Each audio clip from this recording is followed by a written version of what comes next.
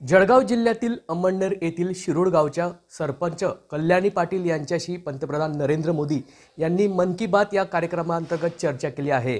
शेती व जलसंधारणाबाबत याबाबत चर्चा केली आहे। आमच्यासोबत कल्याणी पाटील आहेत, आम्ही त्यांच्याकडून जाणून घेऊया। ताई, काय सांगणार आपल्याशी पंतप्रधान मोदीजींनी चर्चा केलेली आहे, काय वाटतंय आपल्याला?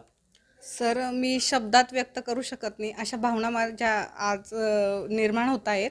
तर मला असं वाटतंय मी काही जागेपणीच खूप मोठं स्वप्न बघते की काय, तर माझा विश्वासच बसत नाही की माझं साहेबांशी बोलणं झालंय म्हणून। ताई, काय नेमकी चर्चा आपली झालेली आहे मोदींच्या सोबत? आमची चर्चा अशी होती सर की जे काही म्हणजे आजकाल शेती आपण करतो तर तिच्यात आपण पेस्टिसाइड किंवा जे काही केमिकल्सचा उपयोग करतो आहोत, तर त्याच्याने जे आहे ते मातीचं प्रदूषण होतंय। निव्वळ मातीचंच नाही तर पाण्याचं, हवेचं हे प्रदूषण होतंय आणि त्याचा परिणाम हा आपल्या शरीरावर आपल्याला दिसून येतोय।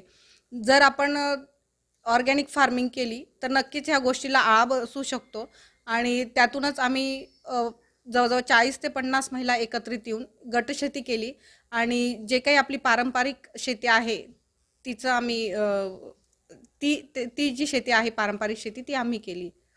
आणि त्यानंतर त्यांनी पुढचा प्रश्न होता की जलसंधारणावर तुमची कुठली कामं आहेत म्हणून।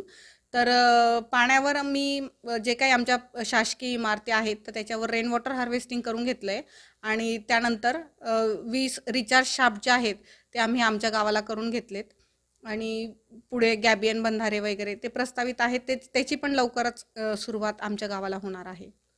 ताई, काय वाटतंय आपल्याला? मोदीजी आपल्याशी आज बोललेले आहेत। मी सुरुवातीलाच बोलले सर, माझ्या आयुष्य हे जे आहे ते सार्थकी लागलं असं मला वाटतंय, कारण मला अजूनही विश्वास बसत नाही आहे की माझं आणि साहेबांचं बोलणं झालं असं म्हणून।